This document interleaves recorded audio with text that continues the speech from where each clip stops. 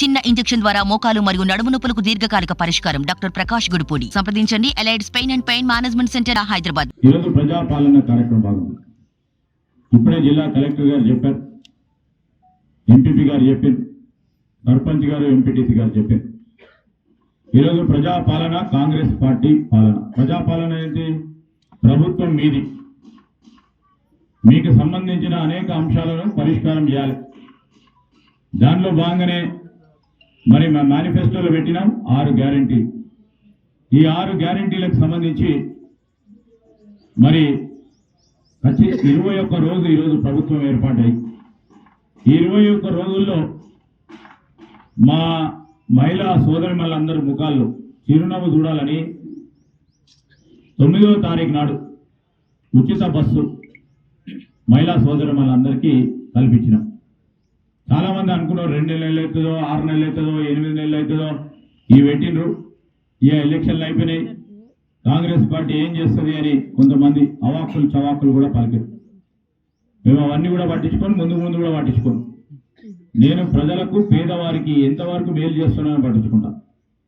మీరందరూ కూడా చూసి అనేక సందర్భాల్లో ఇష్టారాజ్యంగా అడ్డగోలుగా కుటుంబం పైన మాట్లాడినా, మా తండ్రి గారి పైన మాట్లాడినా ఏం మాట్లాడలేదు. ఎందుకంటే మనం తలంచుకొని పేద ప్రజలకు సేవ చేయడానికి వచ్చిన కనుక అన్ని అవమానాలు పడిన ఈరోజు పేదవారికి ఈరోజు పని చేయాలి, ఒక బాధ్యత మా పైన ఉందని ప్రజాపాలనలో మరి ఉచిత బస్సు రవాణా సౌకర్యాన్ని కాంగ్రెస్ పార్టీ ఈరోజు మా మహిళా సోదరులందరినీ కూడా మీరు ఎక్కడికైనా పోవాలి, ఏడికి పోయినా రూపాయి ఖర్చు లేకుండా పోవాలని ఇప్పుడే సారక్క చెప్పింది.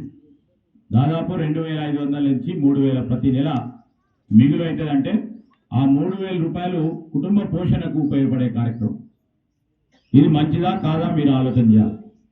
మీరు అందరూ ఇంకా బస్సు ప్రయాణం ఎంతమంది చేయలేదు, ఇంకా బాగా మంది చేసేది ఉంది. నేను అడిగిన అన్నారం గ్రామంలో మన అంబడిపల్లి అడిగిన, మరి చాలా మంది అవ్వగారింటికి పోయేందుకు ప్రయాణం చేయలేదని అడిగిన. పోయి రాలేదా మరి? ఇంకా అంటే భర్త మంచిగా చూసుకుంటున్నాడు, కొట్లాడ కాలేదన్నట్టు. మీరందరూ కూడా మంచిగా ఉండాలి, ఇదే విధంగా సంతోషంగా ఉండాలి. రాబోయే 5 సంవత్సరాలు కూడా మీ ముఖాల్లో చిరునవ్వు చూడాలి. బాధ అనేది ఉండదు, ఉండకూడదంటే మీకు సమస్యలు ఉండదు. సమస్యల పరిష్కార మార్గంలో మేమంతా కూడా పూర్తి స్థాయిలో ప్రయత్నం చేస్తాం. ఏదో జటిలమైన సమస్య తీసుకొచ్చి ముందు పెడితే అది తప్ప ప్రభుత్వ పరంగా నిజంగానే సమస్య పరిష్కారం అయ్యేది తప్పకుండా చేస్తాం. నీతివంతమైన ప్రభుత్వాన్ని తీసుకొస్తాం. నేను విలేజ్ సెక్రటరీ గారికి చెప్తా ఉన్నా, ఇక్కడ ఉన్న ఎంఆర్ఓకి చెప్తా ఉన్నాం, ఇక్కడ ఉన్న ఎంపీడీఓకి చెప్తా ఉన్నాం. మీ ఆఫీసులకు ఎవరు వచ్చినా రూపాయి ఖర్చు లేకుండా, రూపాయికి ఎవరికి ఖర్చు ఉండదు. ఆ పేదవాడు 10 సార్లు తిరగొద్దు ఆఫీసుల చుట్టూ. ఒక్కసారి వస్తే ఆ సమస్య పరిష్కారం అవుతుందా కాదా, లేకుంటే 2 రోజుల్లో 3 రోజులకు తిరిగి వచ్చి మీరు రండి మేము చెప్తామని చెప్పి మీ చట్ట పరిధిలో మీరు చేస్తుందా చేయరాదా, మీ పరిధిలో లేకుంటే జిల్లా కలెక్టర్ వారి పరంగా ఆ కార్యాలయంలో అవుతుందా కాదా. మరి జిల్లా కలెక్టర్ గారు ఇప్పుడే చెప్పారు, జిల్లా కలెక్టరేట్కు సంబంధించి కానీ మొత్తం యావత్ ప్రభుత్వ డిపార్ట్మెంట్లకు సంబంధించి జిల్లా కలెక్టర్ గారు కూడా మేము తెలియజేస్తా ఉన్నాం. అవినీతి లేకుండా ముందుకు పోయే కార్యక్రమం, కార్యాచరణ తీసుకోవాలని కూడా జిల్లా కలెక్టర్ చెప్తా ఉన్నాం. ఆలస్యం లేకుండా అయ్యే పనులను వెంటనే పూర్తి స్థాయిలో పరిష్కారం చేసే కార్యక్రమం చేయాలి. నెలకి కనీసం ఎంత అవుతుంది? 2,000 అవుతుంది, 3,000 అవుతుంది. అండ్ మీరే మాత్రం కాదు, ఈ జిల్లాలో దాదాపు 10,000 మంది మన వేరే డిపార్ట్మెంట్లో సిబ్బంది కూడా పనిచేస్తున్నారు. వాళ్ళు కూడా వేరే గ్రామం నుంచి, లేకపోతే మండలం నుంచి హెడ్ క్వార్టర్కి, లేకపోతే పల్లిమేళ మహాదేవ్పూర్ ప్రాంతానికి వస్తారు.